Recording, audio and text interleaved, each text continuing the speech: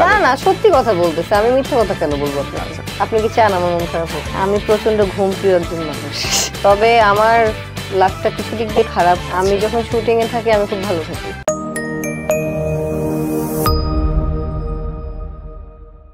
সুনেরা বিনতে কামাল, জি, আপনি নায়িকা হওয়ার সিদ্ধান্ত কেন নিলেন আগে এটা বলেন। আমি অভিনয় করতে ভালোবাসি, তাই সিদ্ধান্তটা নিয়েছি। কারণ হচ্ছে আমার মনে হয়েছে যে কাজটা করতে ভালোবাসি সেটা করলেই বেস্ট দিতে পারবো।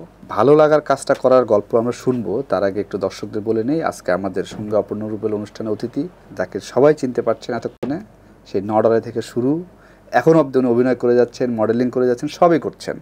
ওর নাম সুনেরা বিনতে কামাল, এবং আমার হোম ডিস্ট্রিক্ট বগুড়া, এবং আমার মনে করি বগুড়ার একটা অ্যাসেট হচ্ছে সুনেরা। তো সুনেরা অনেকদিন ধরে আসার কথা ছিল আমাদের প্রোগ্রামে, আজকে পেয়ে সত্যি সত্যি আমরা আসলে খুব আনন্দিত। সুনেরা, যেটা বলছিলাম যে আপনি ভালো লাগার কাজের কথা বলছিলেন, কিন্তু আমি তো জানি মডেলিংও করেন আপনি, তারপরে নিজে বোধহয় ডিজাইনও করেন, আমি যদি ভুল না করি ফ্যাশন ডিজাইনিংয়ের কাজটাও করেন কোনো একটা প্রতিষ্ঠানের সঙ্গে। তো সব কাজ আসলে করতে গিয়ে কোনটা বেশি ভালো লাগে আপনার? আমার সব কাজই আমার ভালো লাগে। আচ্ছা, আর ওটা ফ্যাশন ডিজাইনিং না, আসলে আমি একটা ক্রিয়েটিভ টিম লিড করি। আচ্ছা, এবং ওই ব্র্যান্ডে আমাদের ডিজাইনার্স আছে, আমি সাজেস্ট করি যে এরকম এরকম ডিজাইন আমরা লঞ্চ করতে চাই। আচ্ছা। অ্যান্ড নিজের কাপড় একটু ডিজাইন করতে আমার ভালোই লাগে, বাট ওই সময়টা আসলে ওইভাবে পাওয়া যায় না। তবে অভিনয়টা করতে সবচেয়ে বেশি ভালো লাগে, কারণ নতুন নতুন চরিত্র প্লে করা, এটা আসলে অভিনেতারা রিলেট করতে পারবে। আমার ধারণা যে অভিনয়টা পৃথিবীর সবচেয়ে কঠিন কাজ, মানে এটা ধরেন আমার ক্যারেক্টার থেকে আরেকটা ক্যারেক্টার হইতে হয়, এটা একটা কঠিন কাজ মনে হয় না আপনার কাছে? আমার কাছে ভাইয়া মনে হয় যে ধরেন আপনি যদি কাজটা ভালোবেসে করেন, আপনার যদি ভালো লাগে, কঠিন কাজগুলোই আসলে আছে না, ওই চ্যালেঞ্জটাই আসলে নেশার মতন। এটা নিয়ে বলিউডের একটা তারকা আছে অক্ষয় কুমার, একটা সুন্দর কথা আছে যে তুমি যে কাজটাকে ভালোবাসো সেইটা তুমি তোমার পেশা হিসেবে নিয়ে নাও, তাহলে তোমার মনে হবে যে তুমি সারা জীবন ছুটিতে আসো। হ্যাঁ, আই এগ্রি। আমি যখন শুটিং এ থাকি আমি খুব ভালো থাকি, তাই আমার যখন ব্রেক পড়ে ফার্স্ট 2 দিন ভালো লাগে, তারপরে আমি ডিপ্রেসড হয়ে যাই। আমার মনে হয় আমি সেটে যাব, আমি মেকআপ করব, আমি একটু ডায়লগসগুলো রিহার্স করব, একটু ওই যে মানে এটা অনেকটা ওই যে বাচ্চাদের স্কুল হঠাৎ করে বন্ধ হয়ে গেলে বাচ্চারা যেমন হ্যাঁ, এটা হয়, এটা আমার হয়। তো আমি যখন ব্রেক নিয়ে দেখলাম যে না আমার আসলে অভিনয় থাকতে ভালো লাগে, তখন আমি ডিসিশন নিয়েছি যে আমি রেগুলার কাজটা করে যাব। অভিনয় আসাটা আপনার চ্যালেঞ্জিং হয় না? মানে অনেকে তো অনেক স্ট্রাগল থাকে আসলে যে আমরা কিভাবে অভিনয় আসা, অনেক সময় যুদ্ধ করতে, আপনার জন্য কতখানি সহজ ছিল নাকি কঠিন ছিল? সহজ কঠিন জানি না, আমি খুবই পজিটিভ একটা মানুষ, আমি পজিটিভ দিকেই সব সময় ফোকাস বেশি করি, নেগেটিভ গুলো আসলে মনে রাখার চেষ্টা করি না। এজন্য আসলে নেগেটিভ কিছু মনে পড়ছে না। নেগেটিভ না, আমরা পজিটিভটাই শুনতে চাই, সেটা কতটুকু পজিটিভ ছিল আপনার ক্ষেত্রে? আমি ছোটবেলা থেকেই পড়াশোনার পাশাপাশি এক্সট্রা কারিকুলাম অ্যাক্টিভিটিজের সাথে সবসময় জড়িত। নাচ, গান, থিয়েটার, আর্ট সব ক্লাসই করতাম। সো যদিও গান পারতাম না, আম্মু জোর করে পাঠাতো, সো ওগুলো আমার মনে হয় এখন আমাকে অনেক হেল্প করে। সো আমার আসলে অত কষ্ট হয়নি আমার কাজ করতে, চ্যালেঞ্জগুলো ভালো লাগে, আমার কাজ করতে আমি এনজয় করি। সো আমার মনে হচ্ছে যত আমি শিখছি করছি আরো করতে ইচ্ছা করে। সো অভিনয়ের ব্যাপারটা আসলে ক্যারেক্টার একটা চরিত্র প্লে করি, ওটা রেস্ট কয়েকদিন থাকে, তারপর আবার নতুন একটা কিছু করতে ইচ্ছা করে। সো আমি ওইভাবে মানে ভালোবেসেই কাজটা করে যাচ্ছি। নেগেটিভ দিক নাই, বাট চ্যালেঞ্জেস ছিল একটু। আমাদের আসলে আমি যখন শুরু করেছি তখন আমাদের দেশের অনেকেরই কালো স্কিনের মানুষ পছন্দ ছিল না, তারা এটা অ্যাপ্রিশিয়েট করতো না, তারা মনে করতো যে এটা সুন্দর না। কারণ আমি যখন ধরেন আমার স্কুলের বাইরে লাইফ খুব কম ছিল, আর আমি যে স্কুলে পড়তাম বা ফ্রেন্ড সার্কেল বা ফ্যামিলি, তাদের থেকে আমি ছোটবেলা থেকে কখনো শুনি নাই যে কালো মানে সুন্দর না। আচ্ছা, সো আমি যখন কাজ শুরু করি তখন আমি আছে না অডিয়েন্সে অনেকে অনেক কিছু বলে, কমেন্টস দেখি, যেটা আবার কিরকম নায়িকা, ওর গায়ের রং তো কালো। ফার্স্টে মন খারাপ হতো, বাট আমার তো অনেক ফরেনার ফ্রেন্ডস, আমি বাইরে ঘুরতে যাই বা ওদের কাছে কিন্তু আমি সবসময় দেখি ওরা একটা ভ্যালু করে, ওরা উল্টা ট্যানিং লোশন ইউজ করেন এভরিথিং। সো ওই জায়গা থেকে আমার মাথা থেকে ওইটাও চলে গেছে।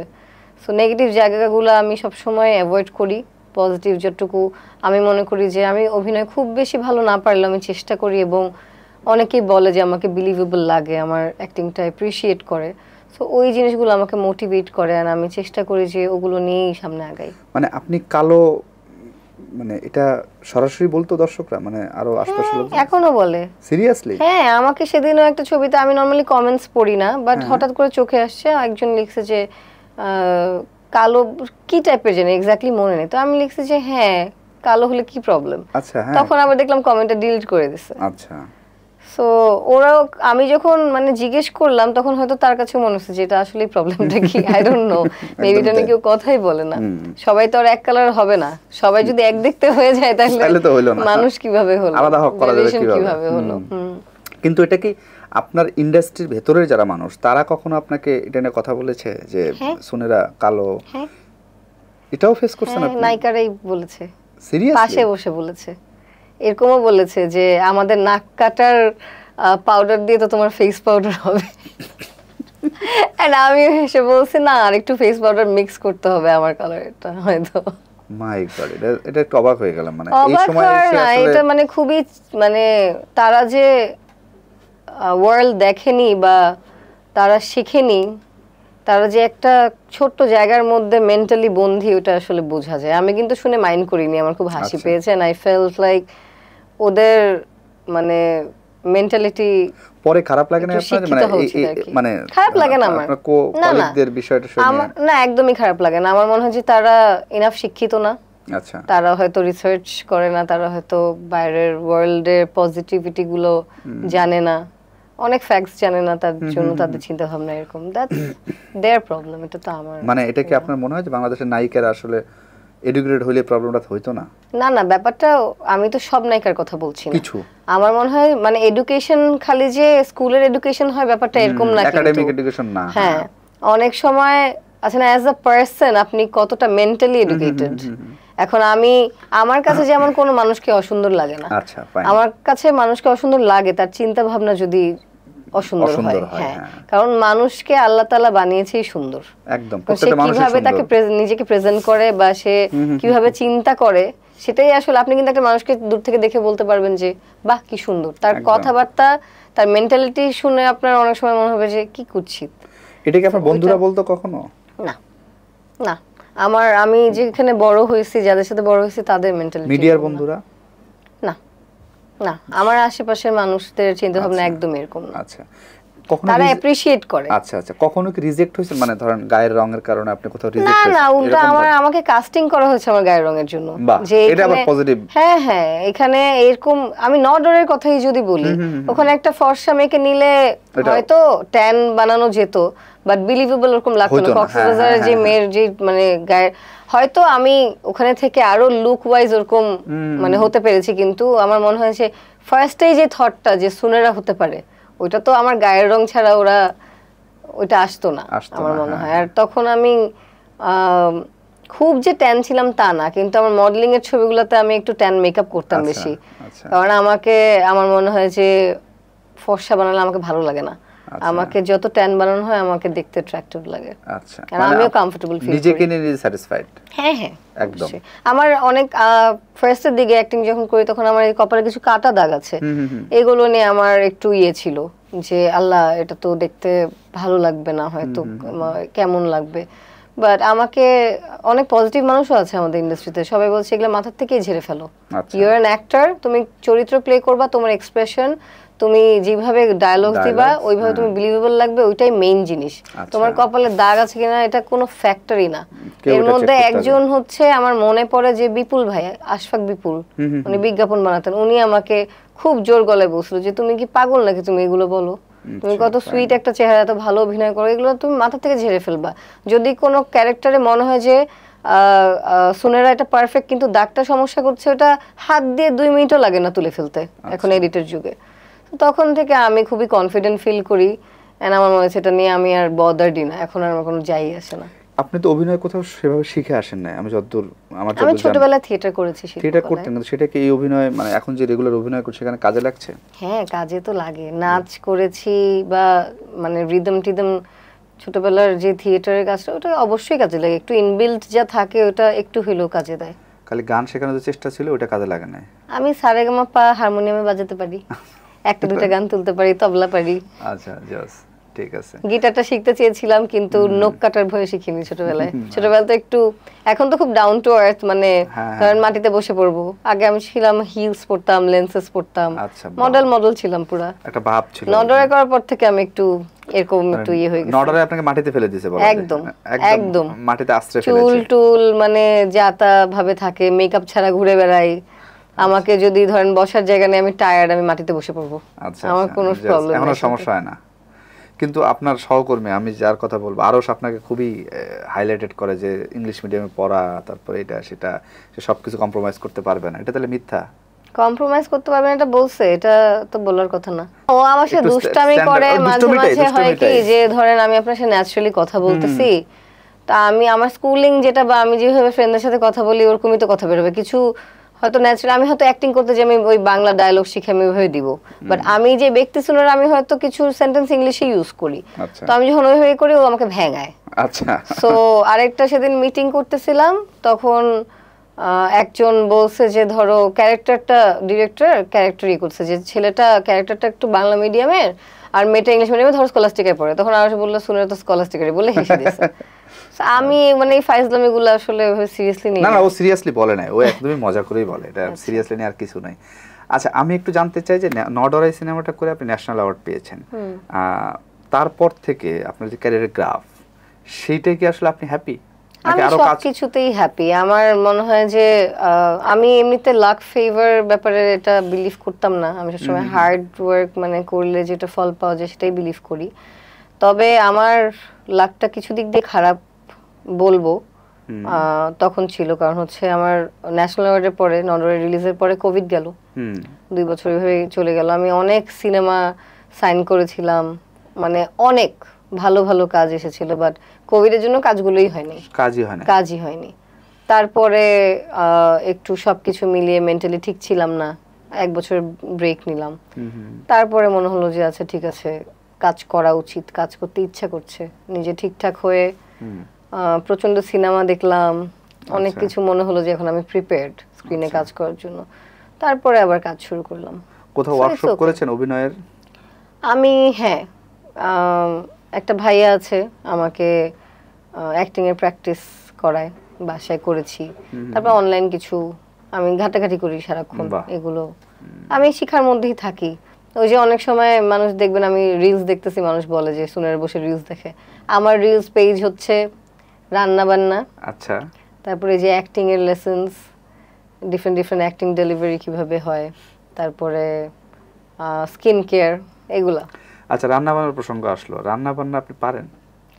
আমি পারি, কিন্তু আমার করতে ইচ্ছে করে না। মাঝে মাঝে যখন ইচ্ছে করে তখন করি। কি রান্না ভালো করেন? আমি একটু মানে দেশি খাবার কম বানাই। আচ্ছা। আমি মাশরুম চিজ অমলেট খুব পছন্দ করি, বিফ স্যালাড, স্টেক, তারপরে স্প্যাগেটি বোলোনেজ, আচ্ছা, সি ফুড, পাস্তা। ইন্টারেস্টিং। তারপরে ডিফারেন্ট জিনিস পছন্দের মানুষকে রান্না করে খাওয়াইছেন এবং তার ফিডব্যাক সেটা কি রকম ছিল? পছন্দের মানুষ বলতে তো ফ্যামিলির বাইরে ফ্রেন্ডস, আচ্ছা, এরকমই। মানে আমার আশেপাশের যারা আমার কাছের মানুষ, তারা তো আমি রান্না করলে খাই, সবারই পছন্দ। বলে যে এই তুই তো ভালো রান্না করিস, আই ক্যান নট বিলিভ যে তুই রান্না করছিস। আচ্ছা। অনেকে মনে করে রেস্টুরেন্ট থেকে এনে খাওয়াই দিছি। তো আমি আবার খুব ভালো পান্তা মাখাই। বাহ, কি দিয়ে? আমার পান্তাটা, আপনি তো বগুড়ার, আপনি জানেন আমাদের তো পান্তা একদম মাখাই করা হয়। আমি যেমন একটু রাতে ভিজিয়ে ওটা আবার একটু সরিষার তেল, শুকনা মরিচ, কাঁচা মরিচ, লবণ, লেবুর রস দিয়ে আবার মাখাই। ওইটা তো পানি ভিজিয়ে তারপরে ভেজানো পানি না নরমালি খাবার? ভেজানো পানিটাই না, রাতে ভেজানো পানিটা একটু কমাই ফেলে আবার মাখাই। ওটা মাখানো যেটা, এবং মাখাই আবার একটু ফ্রেশ হালকা পানি দিই। সো ওই গন্ধটাও থাকে না, একটা আলাদা রকম টেস্ট আসে। আর আমি পান্তা খেতে পছন্দ করি, ধরেন ঝুরা বিফ আর ইলিশ মাছ, শুটকি ভর্তা, পান্তার এগুলাই তো আসলে আলু ভর্তা, মানে সব টাইপের ভর্তা। আপনার প্রিয় খাবার কোনটা রান্না করেন যেগুলো, সেগুলোই নাকি যেগুলো বলতেছেন? আমার প্রিয় খাবার ভাত, পোলাও। নায়িকারা ভাত খায়? আমি তো নায়িকার আগে মানুষ, তাই না ভাই? তা তো বটেই, কিন্তু অনেক নায়িকারা তো খায় না। এই যে আমি কয়দিন আগে নিউজ দেখলাম 12 বছর এক নায়িকা ভাতই খায় নাই। তাই নাকি? হ্যাঁ, এরকম নিউজ হইছে। আল্লাহ আমাকে মনে হয় একটু ব্লেসড বানাইছে। জায়েদ খান একবার অনেকদিন ভাত খায় নাই, এরকম নায়কও আছে, আমি স্পেসিফিক নাম বলে দিলাম। হ্যাঁ, মানে এক একজনের বডি এক এক রকম হয়, ফিটনেসের জন্য চিন্তা করতে হয়। আমি যেমন এদিক দিয়ে ব্লেসড, আমি আবার আমার জোর করে খেতে হয় আচ্ছা শরীর ঠিক রাখার জন্য, না হলে আমি অনেক শুকাই, যে আমার মেটাবলিজম অনেক হাই। আচ্ছা আচ্ছা So আমি সবই খাই, ভাত খাই, পোলাও খাই, 3 বেলাই পারলে আমি ভাত খেতে পারবো আমাকে দিলে। তাহলে একটু বলে দেন, নায়িকারা ভাতও খায়, এটা একটু বলে দেওয়া উচিত। মানুষ ভাতও খায়। অনেক নায়িকা আছে ভাত খাইতে চায় না, ভাত খায় না, দ্যাটস ওকে। আমার মনে হয় ফিট থাকা খুবই জরুরি। যদি সে তার ভাত খেয়ে যদি তার ফিটনেসে প্রবলেম হয় তাহলে সে সেটা অ্যাভয়েড করবে। অবভিয়াসলি আমার যেমন প্রবলেম হয় না, তো আমি খাই। একটু আপনার কাজ নিয়ে কথা বলি, যেটা হচ্ছে যে এবার বোধহয় প্রথমবার ঈদে আপনার সিনেমা রিলিজ হচ্ছে। Most probably. আমি একটু আগে একটা ইন্টারভিউতে বলছি যে আমার মনে নাই। আচ্ছা, না মানে কাজ করে আসি, আমার মনে থাকে না যে নট অলরাইট তো ঈদে আসে নাই না, কিন্তু আপনার এবারের সিনেমাটার একটা ধরেন গুরুত্ব বহন করছে, এবং আফরান নিশোর সঙ্গে এটা, মানে আমি জানি না আসলে সিনেমার গল্প তো আমরা জানি না, একই সিনেমায় কাজ করেছেন আমরা বলে নিতে পারি, ধরে নিতে পারি। সেইটার এক্সপিরিয়েন্স যদি আপনি খুব অল্প কথা একটু বলতে চান আমাদেরকে।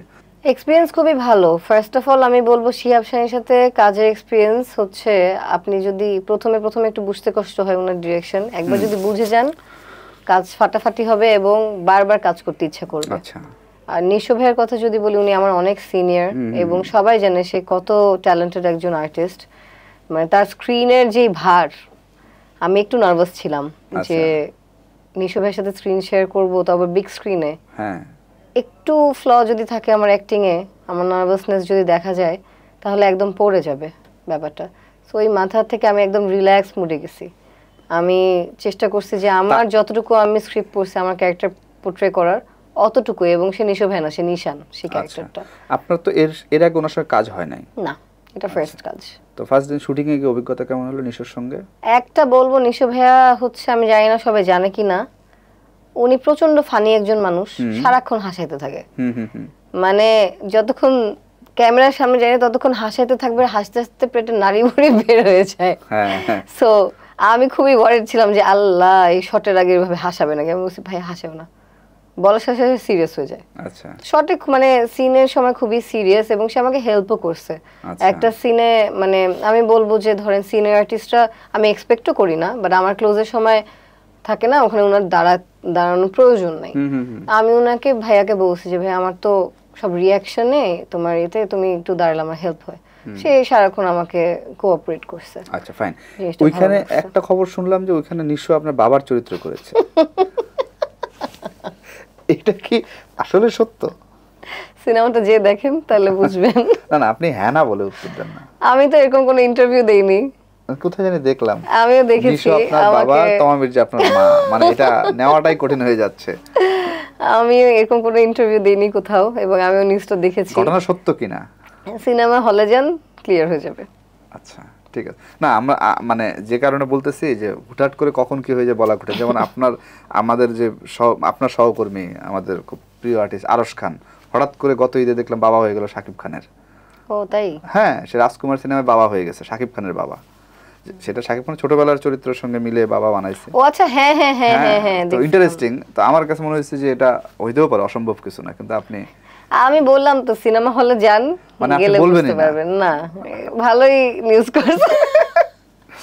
আচ্ছা, এটা স্ক্রিপ্ট পড়ে আপনার কি মনে হয়েছিল? মানে এটা এক বাক্যে রাজি হয়ে গেছেন? আমি একটা গড়িমসির কথা শুনেছিলাম যে আপনি আসলে, আমার স্ক্রিপ্ট পড়ে আমার মনে হয়েছে এটা চমৎকার একটা সিনেমা হবে, এবং যেই রোলটা আমি প্লে করেছি আমার মানে ওইদিকে আমার মনে হয়েছে এই রোলটা আমি আমার পোর্টফোলিওতে রাখতে চাই, আমি করতে চাই। ওকে, সো ওই জন্যই করা। আমার মনে হয় যে আর্টিস্ট, আমি যেরকম আর্টিস্ট গল্প নির্ভর কাজ করার জন্য মানে আছেন আমার টানে। সো আমার মনে হয় যে এরকম গল্পের পার্ট হয়ে থাকাও একটা ব্লেসিং, কারণ এরকম সিনেমা প্রতিদিন হয় না। খুবই ভালো, সুন্দর সিনেমা। মানে আমি খালি ওখানে আছি বলে বলছি না, আমি যদি স্ক্রিপ্ট পড়ে আমি সিনেমাটা নাও করতাম তাও আমি সেম কথাই বলতাম। আচ্ছা, ফাইন। আমরা একটু আপনার কাজ নিয়ে আরেকটু জানতে চাই যে আপনি দেশের বাইরেও কাজের অনেকগুলো সুযোগ আপনার তৈরি হয়েছে কিংবা করার সুযোগ হয়েছিল বা করেছেনও। এমনিতে বাইরের দেশের সঙ্গে আপনার যোগাযোগ বা কাজ বা হওয়া না হওয়া নিয়ে এটা আসলে আপডেটটা কি? আপডেট না, আমি ফার্স্টে বলবো যে অনেকে চিন্তা করে যে কিভাবে, সো আমি বলছি কিভাবে। আমার নডরাই রিলিজের পরে এবং মশারি তো অনেক দেশে অনেক জায়গায় গিয়েছে, হ্যাঁ। সো এগুলোর কারণে আসলে বলিউডের অনেকে দেখেছে, বাইরে ওরা দেখেছে, খুঁজেছে যে এই আর্টিস্টটাকে আমরা এর সাথে কাজ করতে চাই। সো আমি আবার অডিশনও দিয়েছি কোভিডের টাইমে। আমি আমি বসে থাকতে ভালো লাগতো না, সো আমি বাইরে অনেক অডিশন দিয়েছি, সিলেকশনও হয়েছে। বাট ভিসার কারণে আমাদের মানে ইন্ডিয়ার সাথে তো বাংলাদেশের একটা মানে ভিসা রিলেটেড ঝামেলা চলছে। তো সবকিছুর কারণে আসলে প্রজেক্টগুলোর সাথে যুক্ত হয়েও কাজগুলো করা হয়নি। এবং এর আগেও যখন ভিসা রিলেটেড ঝামেলা ছিল না, তখন আমার কলকাতার ইন্ডাস্ট্রি মানে তেলেগু না, সরি, টলিউড, ওখান থেকেও আমার প্রপোজাল এসেছে। বাট তখন আমি মাত্র একটা সিনেমা করেছি। আমি তখন চাচ্ছিলাম যে বাংলাদেশে আগে আমি ঠিক মতো কাজ করি, তারপরে আমি চিন্তা করব যে আমি পাশের দেশে কাজ করব কিনা।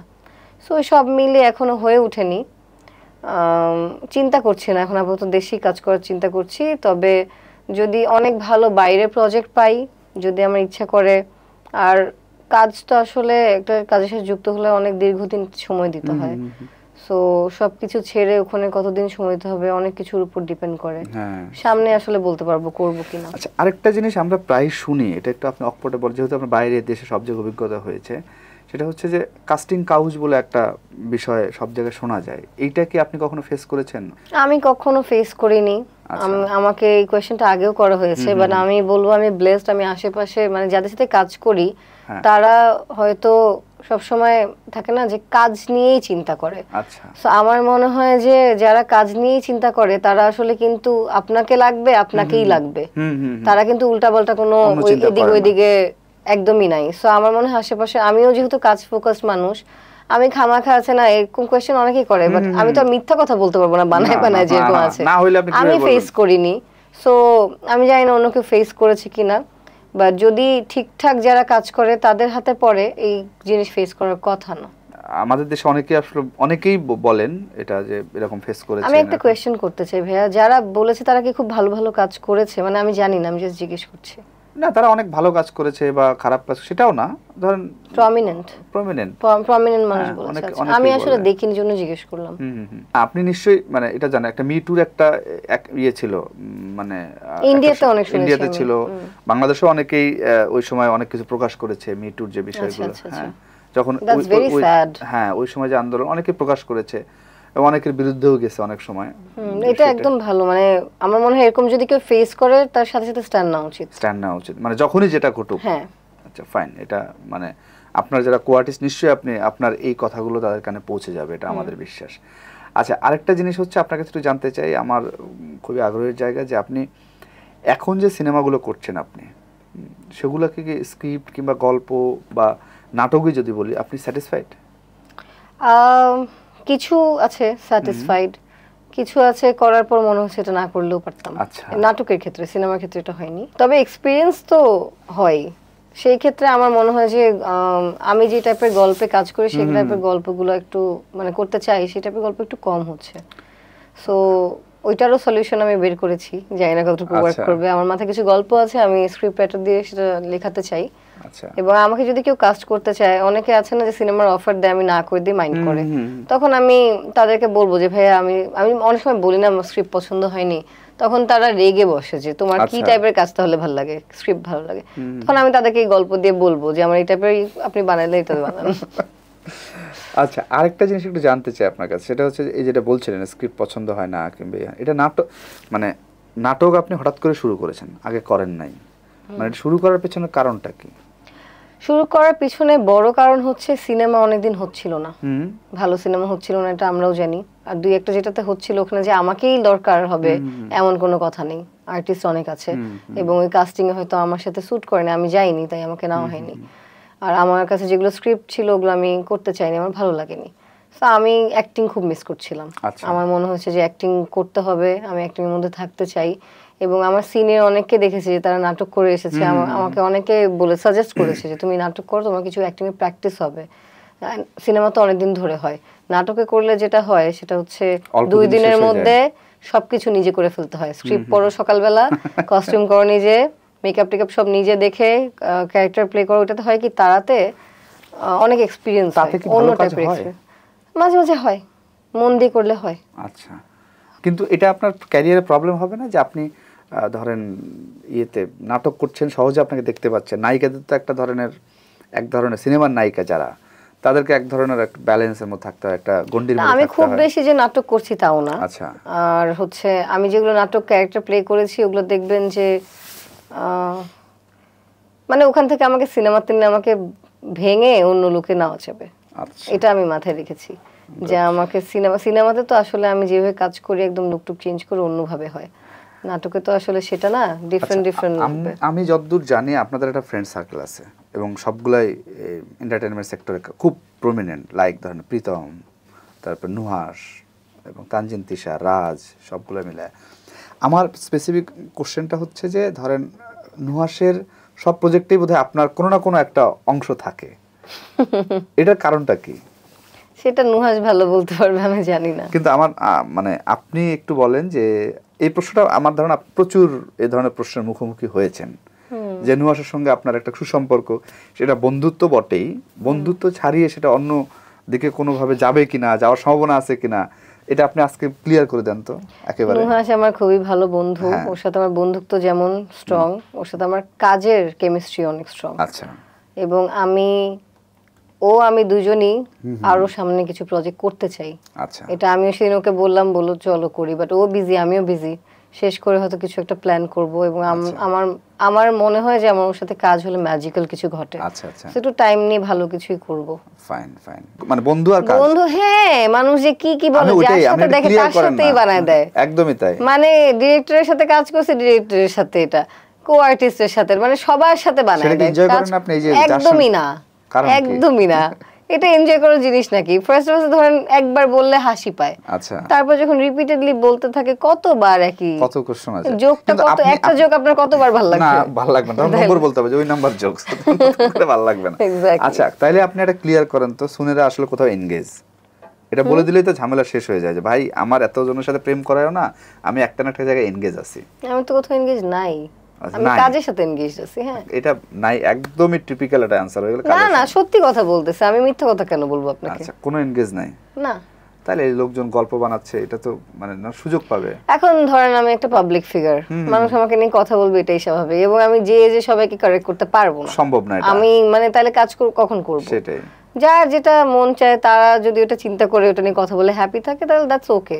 I am here to entertain you guys. আচ্ছা ঠিক আছে, তাহলে হচ্ছে আমরা কনফার্ম হলাম সুনেরা এনগেজ না, আমি সিঙ্গেল, হ্যাপিলি সিঙ্গেল। এবং যারা আসলে সুনেরাকে পছন্দ করো তারা চেষ্টা করতে থাকো।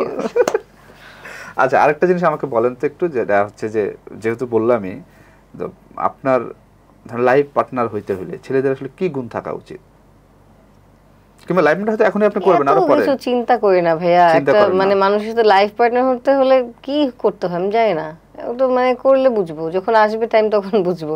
একটা মানুষকে কি এভাবে কোয়ালিটি দিয়ে ইয়ে করে দেওয়া যায় নাকি যে সে তার এরকম হইতে হবে? কবে নাগাদ এটা করতে পারে?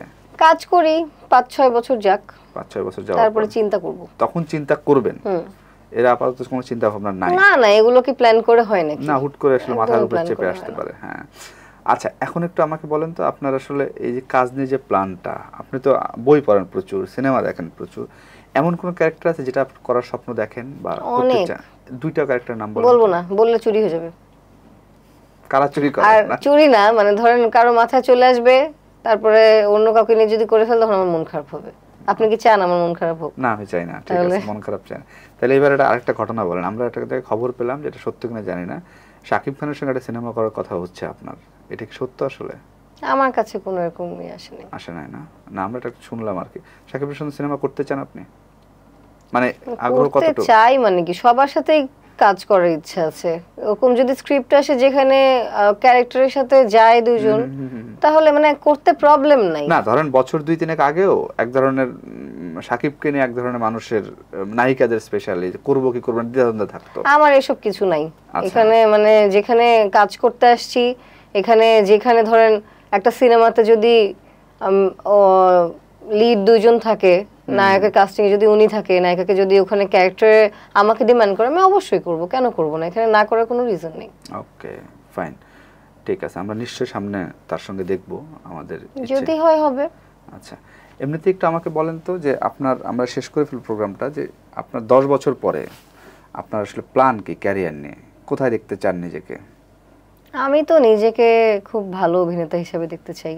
আচ্ছা, শিখে টিখে অডিয়েন্সকে খুব ভালো কিছু, ধরেন নডরে মশারি টাইপের কিছু প্রজেক্ট উপহার দিতে চাই। সেটার জন্য আমার আরো অনেক শিখতে হবে, অনেক কষ্ট করতে হবে, পরিশ্রম করতে হবে। স্ক্রিনে আসলে যেটা দেখা যায় সেটার পিছে দীর্ঘদিনের কষ্ট থাকে, সেটা অনেকে বুঝে না। এটা আসলে তখনই সার্থক হয় যখন স্ক্রিনে মানে ভালো লাগে এবং অডিয়েন্স ওটা অ্যাকসেপ্ট করে নেয়। ওটার জন্য অনেক কিছু করতে হবে। 10 বছর পরে আমি মানে নিজেকে দেখতে চাই না যে আমি থেমে গেছি, আমি চলতে থাকতে চাই। আচ্ছা, ফাইন, ঠিক আছে, আমরা শেষ করে ফেলবো। সুনেরা, আপনার আপনার লাস্ট প্রশ্নটা আপনার জন্য, আপনি 30 সেকেন্ড ভেবে অ্যান্সার দেবেন। সেটা হচ্ছে, আপনার অনেক ভক্ত আছে এবং আপনি আমার যতদূর ধারণা অনেকের চাইতে আপনি বরং ট্রান্সপারেন্ট, মানে আপনি অনেক কিছু গোপন করেন না, মানে যতটা খুব সহজে সব কিছু বলে দেওয়া বা অকপটে বলার যে মানুষ, বগুড়ার মানুষের একটা গুণ, ঠিক আছে? তো আমার একটু বলেন তো আপনি, যে এমন কোনো সিক্রেট আছে যেটা আসলে কেউ জানে না, যেটা আপনার ভক্তরা এবং আমাদের এই প্রোগ্রাম অডিয়েন্স কেউ জানে না, সেটা আপনি বলতে পারেন কিনা? 30 সেকেন্ড ভাববেন, তারপর সিদ্ধান্ত নেবেন। সিক্রেট?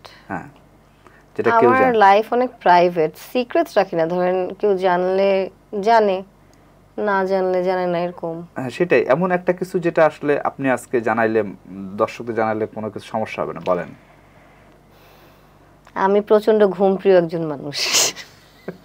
এটা তো আমার ধরেন প্রত্যেকটা শটের পরেও একটু হলো ন্যাপ নিতে হয়। আমি চুপ করে গাড়িতে যে 2 মিনিট হলো ন্যাপ নেই, নাহলে মাথা জ্যাম হয়ে যায় আমার। ওকে, যারা আসলে মাথা জ্যাম করতে চান না তারা সুনেরার এই টিপস অ্যাপ্লাই করতে পারেন। আচ্ছা, সুনেরাকে অনেক অনেক ধন্যবাদ আমাদের প্রোগ্রামে আসার জন্য, এবং আমার ধারণা যে তার ভক্তরা আসলে অনেক কিছু জানতে পারবে এটার মাধ্যমে।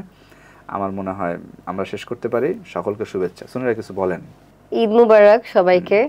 সবাই ভালো থাকবেন, সুন্দর থাকবেন, সুস্থ থাকবেন, মা বাবার খেয়াল রাখবেন এবং আশেপাশের মানুষকে ভালো রাখবেন, নিজে সবসময় হ্যাপি থাকবেন।